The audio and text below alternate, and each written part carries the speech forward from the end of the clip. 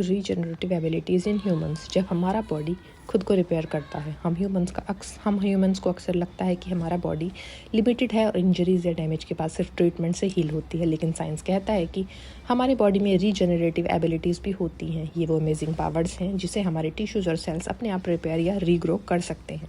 क्या है regenerative human regeneration? तो फटाफट से इस चैनल को पहले सब्सक्राइब कर दीजिए। ह्यूमन रीजनरेशन का मतलब है कि हमारा बॉडी खुद से डैमेज टिश्यूज़ या ऑर्गन्स को रिपेयर कर सकता है, या कभी कभी लिमिटेड एक्सटेंट में नया या ऑर्गन्स को रिपेयर कर सकता है, या कभी कभी लिमिटेड एक्सटेंट में नया या ऑर्गन्स को रिपेयर कर सकता है, या टिश्यूज़ को ग्रो कर सकता है। ये एबिलिटी हर ह्यूमन में होती है, लेकिन एज और टिश्यू टाइप के हिसाब से वेरी करती है। छोटी मोटी एग्जाम्पल्स तो हर कोई देख सकता है। कट्स और स्क्रैप्स, स्किन ऑटोमेटिकली हील हो जाती है और स्कैब के थ्रू नया टिश्यू ग्रो करता है। Bone fractures, broken bones gradually heal themselves through bone cells का न्यू टिश्यू बनना। लीवर रीजनरेशन, अगर लीवर का पार्ट रिमूव हो जाए, बचा हुआ लीवर फिर से ग्रो कर सकता है, एक यूनिक ह्यूमन फीचर। क्या ह्यूमंस सब कुछ रीग्रो कर सकते हैं? अनफॉर्चुनेटली ह्यूमंस में सब कुछ रीग्रो नहीं होता। जैसे कि पूरी फिंगर्स, हार्ट टिश्यू या न्यूरॉन्स को फुली रीग्रो करना अभी पॉसिबल नहीं है। लेकिन इंटरेस्टिंग चीज़ ये है कि चिल्ड्रन में रीजनरेटिव कैपेसिटी एडल्ट से ज़्यादा होती है।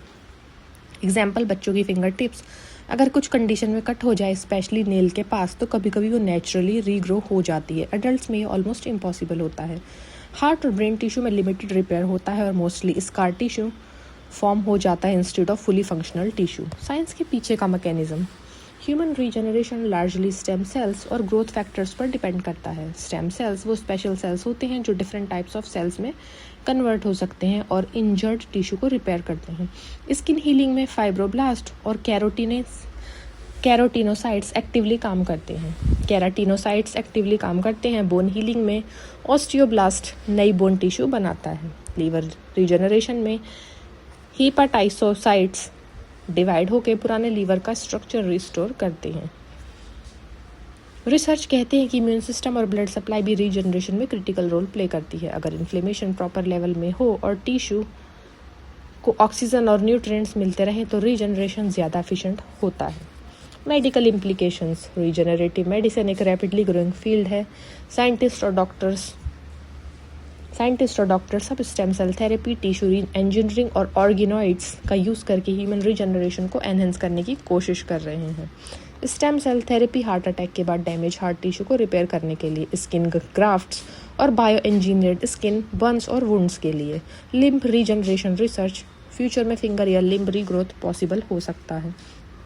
अब इसके चैलेंजेस क्या हैं? ह्यूमन रीजनरेशन का बिगेस्ट चैलेंज ये है कि फुली फंक्शनल ऑर्गन्स रीग्रो करना कॉम्प्लेक्स है। हर ऑर्गन का अपना स्ट्रक्चर और फंक्शन होता है और प्रॉपर सिग्नलिंग, ब्लड सप्लाई और सेल कोऑर्डिनेशन के बिना रिपेयर इनकम्प्लीट होता है। तो कंक्लूजन क्या है इसका? ह्यूमंस में रीजनरेटिव एबिलिटीज़ नेचुरली प्रेजेंट हैं, लेकिन लिमिटेड एक्सटेंट में। स्किन, बोन, लीवर जैसे टिश्यूज एफिशिएंटली रिपेयर कर सकते हैं और चिल्ड्रन में रीजनरेशन ज़्यादा एक्टिव होती है। स्टेम सेल्स और मॉडर्न मेडिसिन के कॉम्बिनेशन से फ्यूचर में ह्यूमन रीजनरेशन को और एनहेंस किया जा सकता है, शायद ऐसे लेवल तक कि हम डैमेज ऑर्गन्स और इवन फिंगर्स रीग्रो कर पाएँ। ये एबिलिटीज़ रिमाइंड करते हैं कि हमारा बॉडी कितना अमेजिंग और एडेप्टिव है, और साइंस के एडवांस से हम फ्यूचर में इस पोटेंशियल को और अनलॉक कर सकते हैं।